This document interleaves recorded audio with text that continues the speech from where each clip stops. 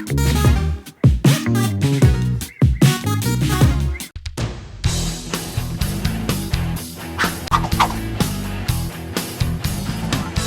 guys, welcome back to Lee's Tech Room, and today's video is all about this video doorbell system from Tmezon or Tmezon, not sure how to pronounce it. It's an interesting word, I do like it, I'm just not sure how to pronounce it, do forgive me. What I want to do today is I want to do the unboxing of it. I've already unboxed it already, but I wanted to show you what's actually inside the boxes when you get it, if you do want to get it, that is. And then I will show you how to use it and show you what I've done. I haven't actually set it up at my house because I live in a rented accommodation and I'm not allowed to screw anything to the doors, which is fair enough, but I wanted to see what this was like, so you lot can see exactly what you're getting. So what I'm going to do is I'm going to do the unboxing, and then afterwards I'm going to do a little demonstration of what you actually can see and what it can do. Okay, so first of all, let's just open up the box for the doorbell. So basically, it's actually quite a nice little box. There's nothing to write home about it, but it's quite well packaged. There was lots of packaging and bubble wrap, so you know it's going to be in good condition. It comes with a angled mount, so when you mount it on your door, you can put it at an angle, so it's not, if you like to put it in the corner, then it sticks out a little bit. It's a really good idea. I don't know if other people do it. This is my first experience with a video doorbell, and I think it's a great idea. So thumbs up for that one. There's the mount. So this is all metal. Quite a heavy duty steel metal, I think it is. So there's the mount, which is actually upside down, so it goes that way. It feels like it should be that way, so it sits in there, but it's not, it's that way. And there's the doorbell itself. So that is what you get for the doorbell. It's quite a nice looking unit. It's a big unit, but then you don't want a small doorbell, do you? So yeah, that's your doorbell, and it's quite heavy. So simply, so you've got the little angle in there, so you put it in there, bonk, like that, and then there's a screw hole at the bottom there, so you screw it in and it's safe.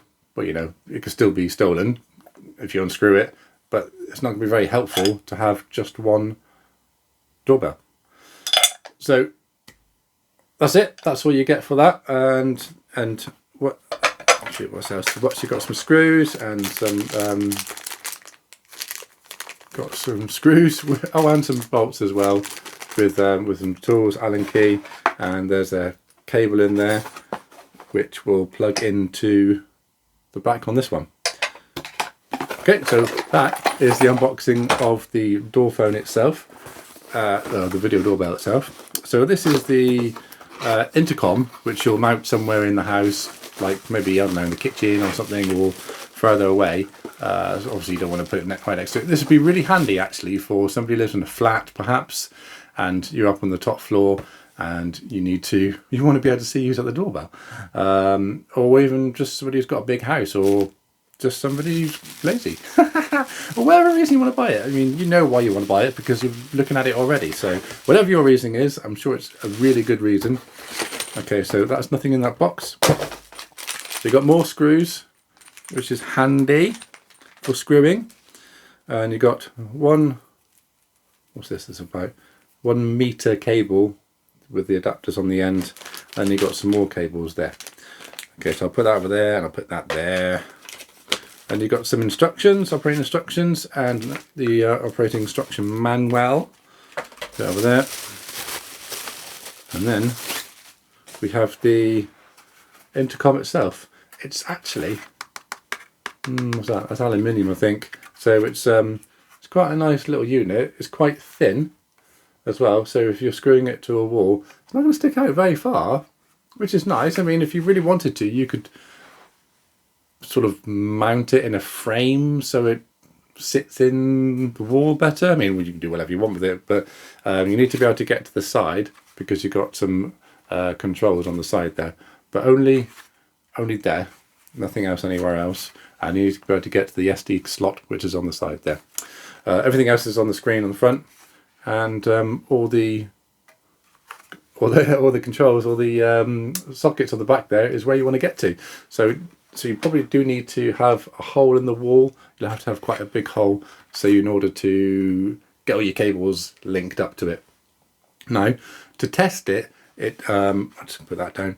When we're testing it for what you get straight away in the box, this is the cable that connects the doorbell to the intercom. So as you can imagine, it's not very long, so it's going to be really close to the door, which sort of doesn't really work for the reason why you'd want to have the doorbell that way. So you need to get a longer cable. That's the main thing, which isn't a massive issue. Sure, you can get one. I'll have to have a look into it. I'll put that in the description where you can get a longer cable. It won't be that tricky, I'm sure. And it also comes with a power brick, because you obviously need that to get it working. I couldn't get it back in the box. I've no idea how they got it in there. But I just want to show you, it does come with a power brick, so you can get it cracking. But I think what we're going to do now is I'm going to go and set it up so I can demonstrate it to you exactly what I did and what it's like to use it. I'll see you in a sec. Okay, here we are. We've got a slightly crude setup here, but this is basically what you're going to be doing when you're setting up your system. You got this one in a room somewhere, and you've got that one on the front door. So all I can do at the moment is, with this relatively short cable, is show you what I've got. So, oops, move that so you can see it. So obviously this is the doorbell now, which you can see is got a nice little blue button on it. It's really obvious what button you need to press. And as you notice, it's flashing away. It's because it's detecting some movement. So when it flashes, you simply press monitor, and then you can see what it can see. So I'm going to move the camera around a little bit. So that's actually, it was recording then. I'll show you in a second what you need to do about that. So this is pretty much what you'll see when you're looking at your system. And on the side is the button I was talking to you about. It's a scrolly button, but it's also a press button. So you press it, I'll just hang up. So you press it once when you get to that screen. It takes you to the menu screen. Then you can scroll up and down. Can you see okay? Yep. You scroll up and down, and you go through the menus. So you've got settings, and you can have a look at the settings. You've got lots of different options to do here for different doorbells and different cameras. Because on the back, I'll just show you. On the back, you've got the little board there, which shows you where you can put your doorbells in. So you've got 2 doorbells, you've got 2 cameras, and there's an in and out.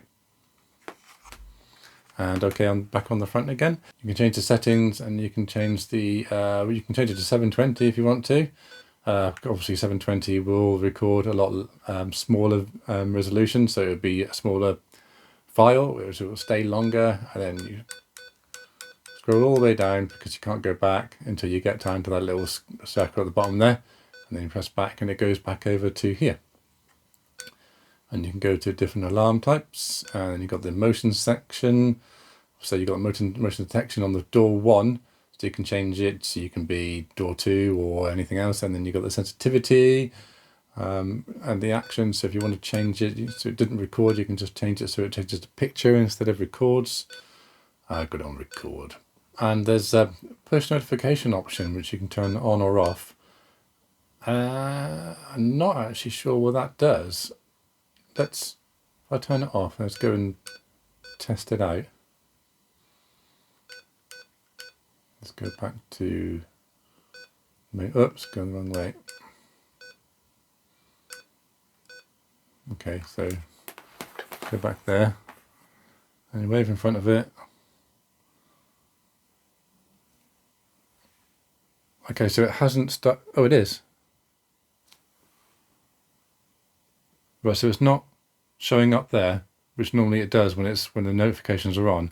So let me just click, click, click, so we know what I just did. So see if that comes up on here. So let's test that. Let's go into here and then go down to Files and Video, and let's go down to the bottom one, because I think that was the one that's just recorded.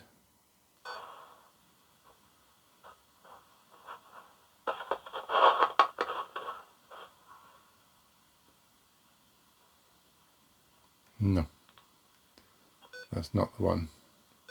So I guess that didn't actually record. So we'll go back into the settings and turn that on.